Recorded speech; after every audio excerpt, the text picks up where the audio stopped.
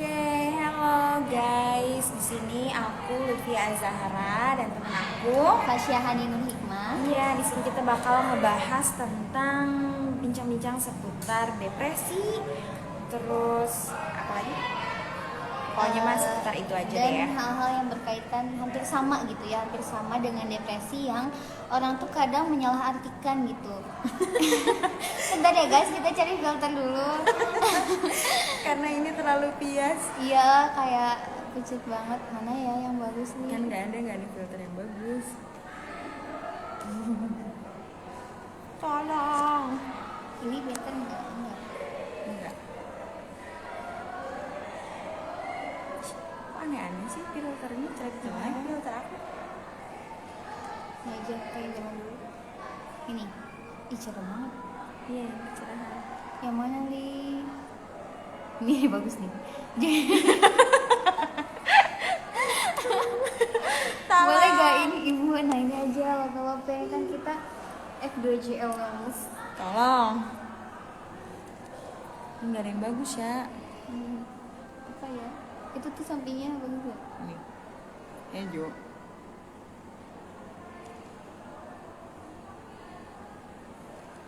Ya tadi aku shock banget. Ya Allah, baru mulai udah pada ngeliatin. Kayak Enggak apa-apa.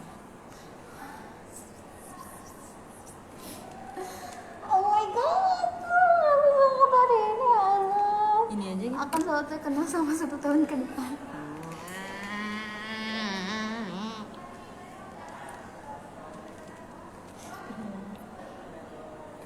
Nah ini aja.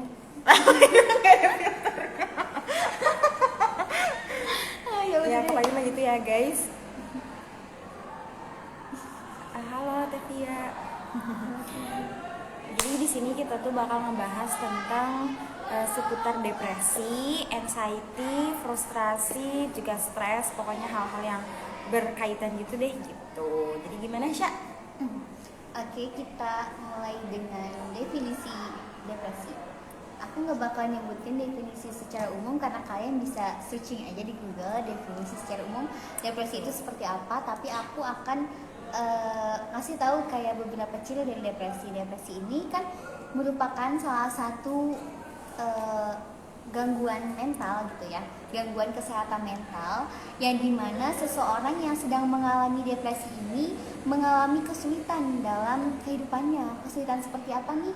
Kesulitan seperti gangguan pola tidur, gangguan makan, gangguan beraktivitas sosial, serta kurangnya minat terhadap hal-hal yang tadinya disukainya. Misalnya si A ini tadinya tuh suka gabung nih sama anak-anak, suka nongkrong, suka nongki-nongki, jalan-jalan. Nah, ketika dia mengalami depresi, maka hal-hal yang disukainya tersebut itu menjadi hilang, berkurang bahkan sampai hilang gitu.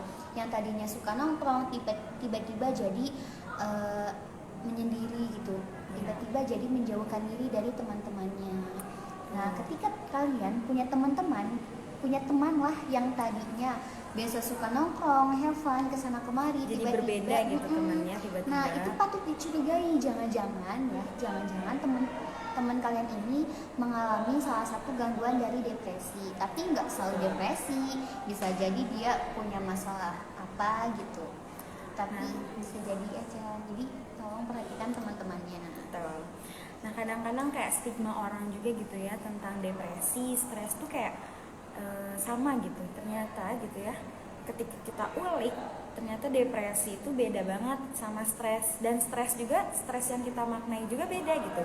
Nah jadi ternyata setiap orang itu pasti punya stres gitu. Karena stres di sini tuh artinya tuh tekanan gitu teman-teman. Jadi ya karena setiap orang pasti punya bebannya masing-masing gitu, otomatis stres ini juga pasti ada gitu di setiap orang.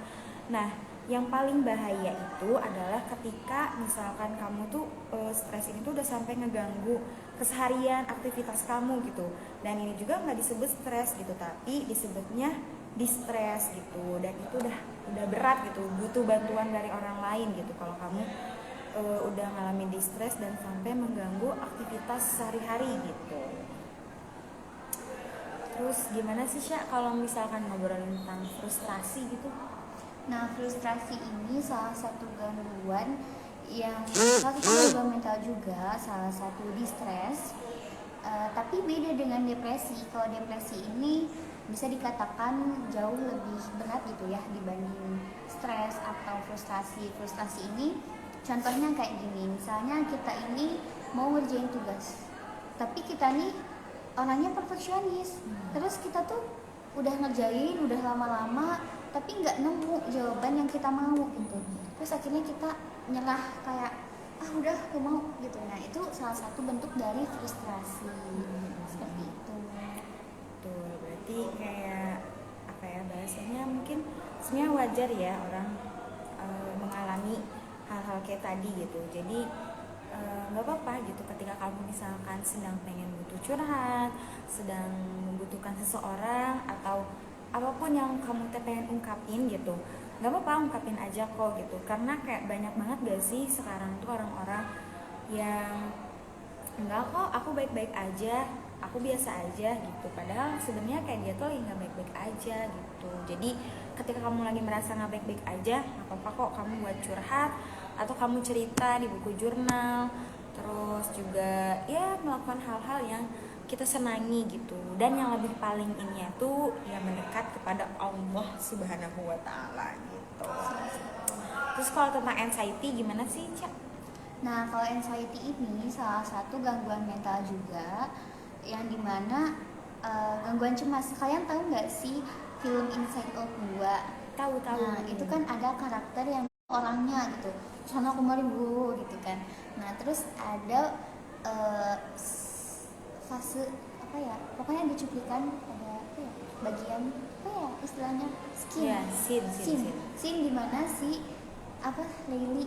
Iya benar, namanya Laili. Leili ini lagi kena gangguan anxiety gitu kan, yang dia gitu kan sampai cemas banget. Nah itu tuh salah satu dari gangguan anxiety, dimana si emosi dia itu kan di sana kayak berputar gitu kan, panik si anxiety-nya.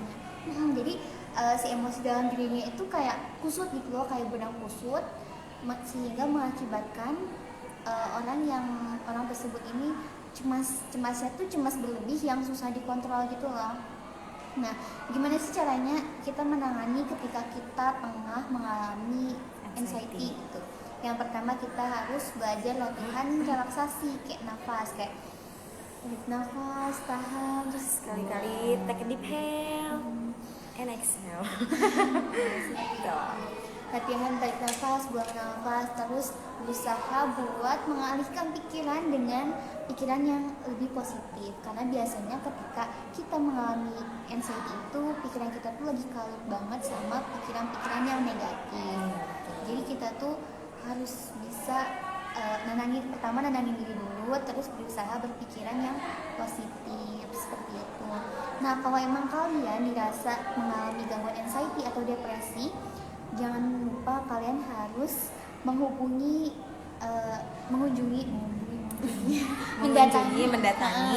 psikolog terdekat atau konselor, atau bahkan kalau dirasa udah sangat mengganggu, bisa juga kalian mendatangi psikiater, karena hal tersebut itu merupakan gangguan mental gitu ya, penyakit. Kalau depresi, anxiety itu udah penyakit, yang dimana kalau penyakit itu kita harus butuh bantuan yang profesional kan, yaitu dokter gitu. Jadi kita butuh ke psikiater.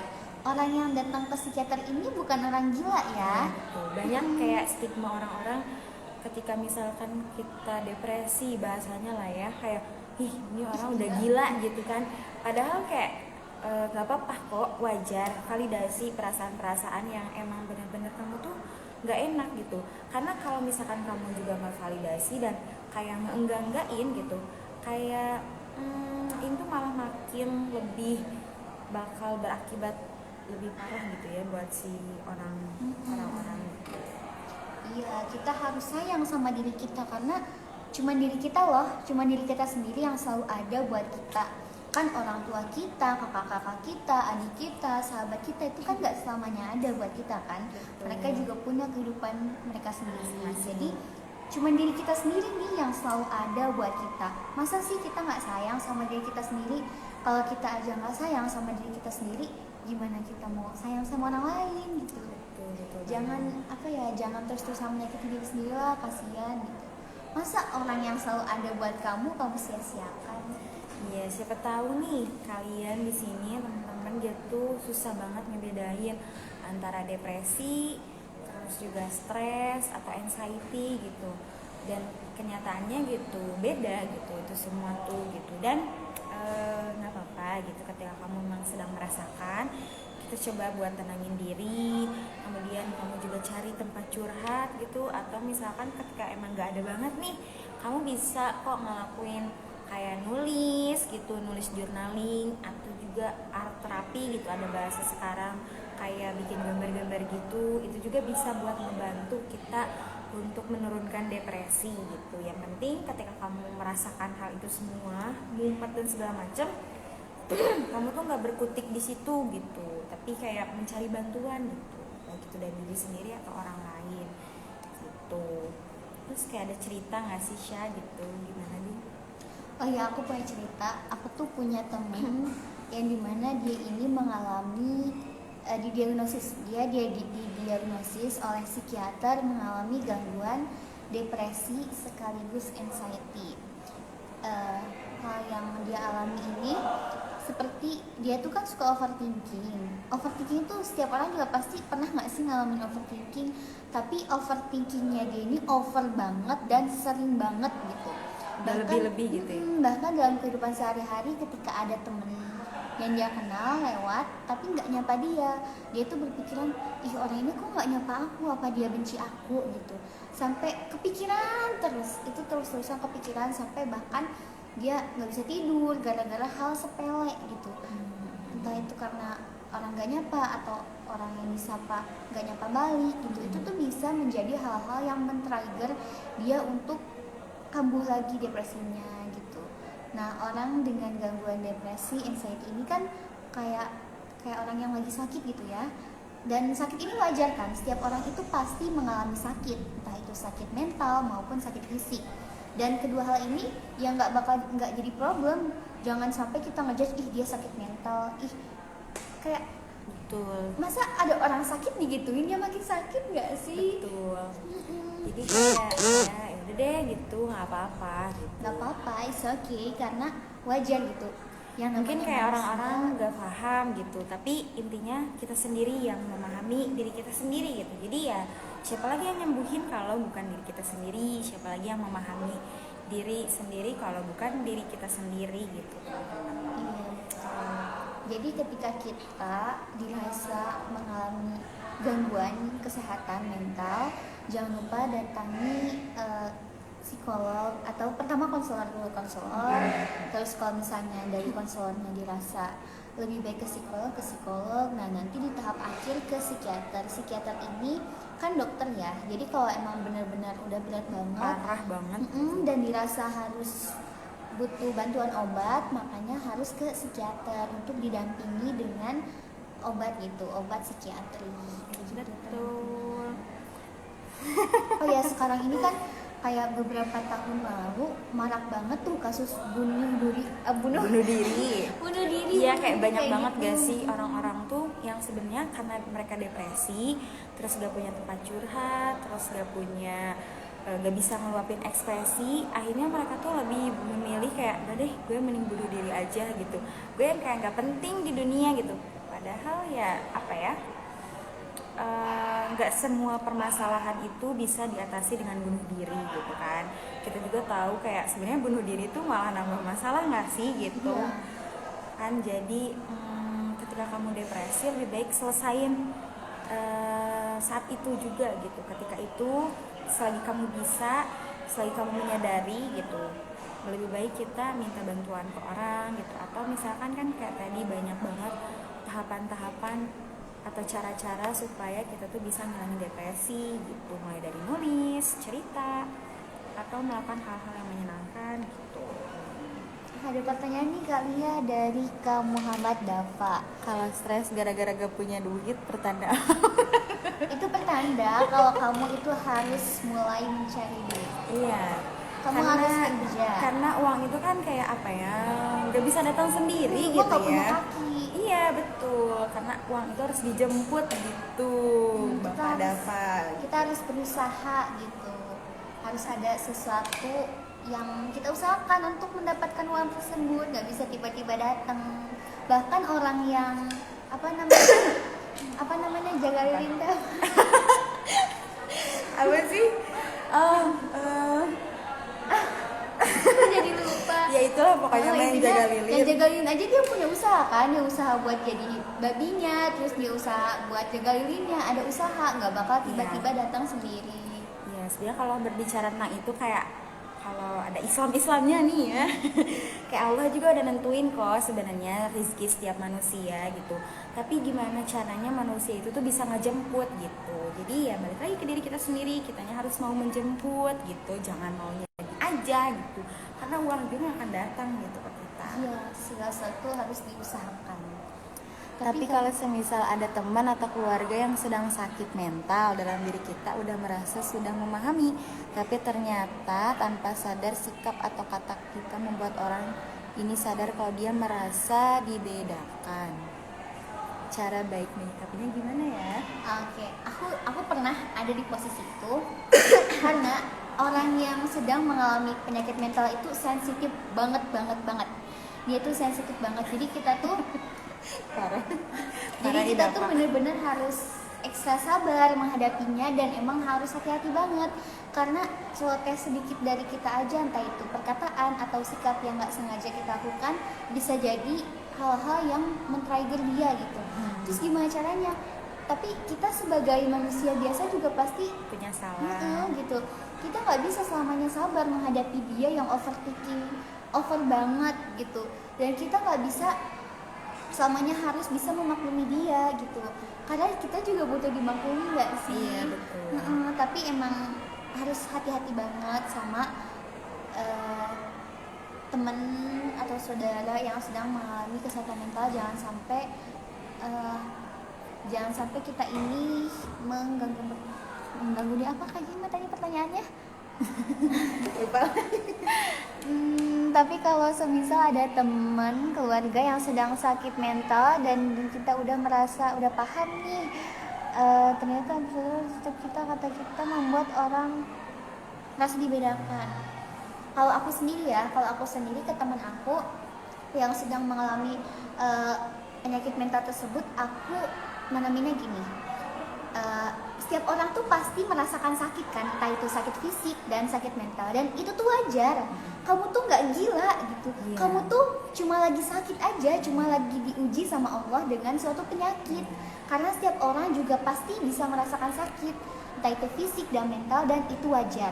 Coba tanamin ke temennya, oke, kamu tuh sakit dan kamu tuh ya udah wajar gitu, bukan sesuatu hal yang kamu harus pikirkan apa gimana gitu. Jadi lebih baik kamu fokus ke penyembuhan aja. Sebagaimana penyakit-penyakit lain, kita ini harus fokus ke penyembuhannya, seperti itu.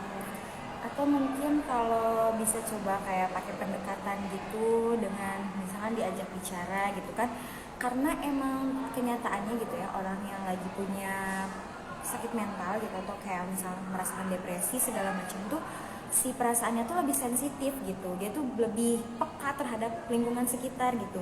Nah misalkan nih ketika orang tersebut tuh kayak ngerasa dibedain gitu, padahal kan mungkin kita sedang bersikap baik gitu kan ke orang itu, ya kita bisa ngobrol, coba jelasin gitu kan, karena apa ya, kamu tuh sedang butuh afeksi, kasih sayang gitu. Takutnya gitu ya orang itu tuh ternyata lagi gak ada kasih sayang gitu kan, kasihan banget gitu kan kalau kayak gitu. Jadi kita perhatiin deh gitu.